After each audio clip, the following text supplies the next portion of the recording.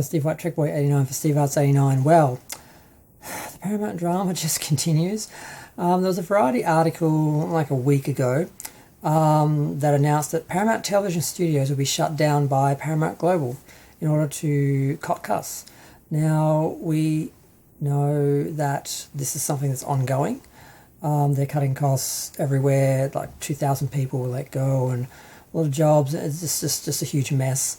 And I didn't sort of do a video about it because it doesn't directly affect Star Trek, and this is kind of a Star Trek channel, but I guess it's a general science fiction and Madonna channel, horror channel as well. I don't know.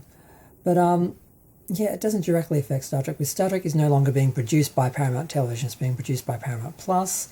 Before that, it was produced by, what were they calling it back then when it first launched as a streaming service?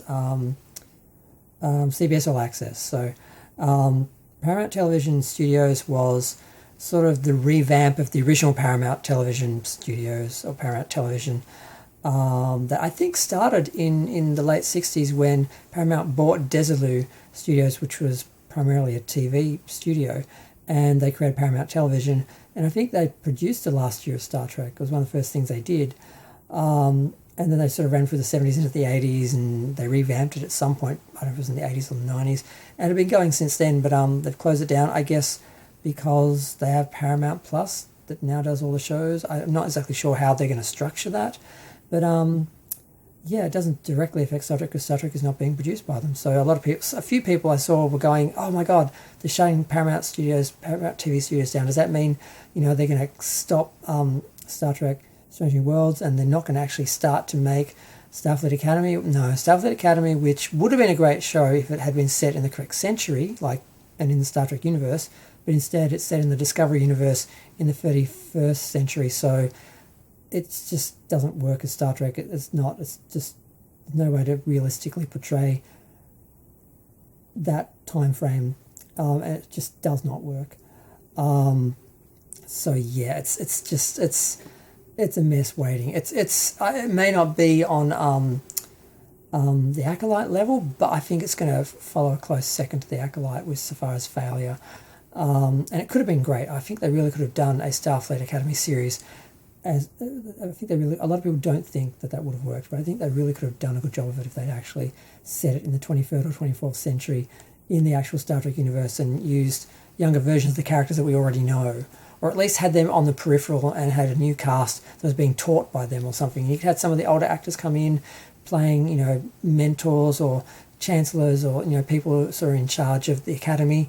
So we still get to see them and see how their later lives went, but not actually, having them hold up sort of the action and the adventure, and that could be for the kids, and then they could have had, a younger audience brought in, and also the older Trek audience who want to see where their favourite characters are now. And they could have maybe done a little bit of an anthology sort of American Horror Story sort of thing, where they maybe start off in Pike's era, and you see when Pike was at school for a couple of years, and then they show Kirk's era, and then show Picard's era, and they could have used the Academy as like the anchor for more. So they just could have done so much with this, and instead they're just doing a YA novel basically, which will be in like 8 parts, and just have a villain, and we have to beat the villain this episode. We make one more step towards beating the villain. We beat the villain in the last episode, and that's supposed to be a series of Star Trek.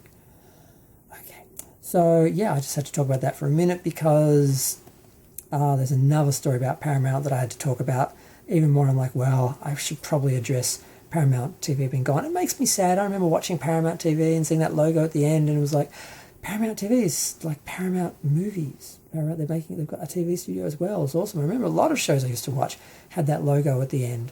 There's a lot of, sentimentality and nostalgia there, and now it's gone. And what are they going to replace it with? I don't know. It's a bit sad.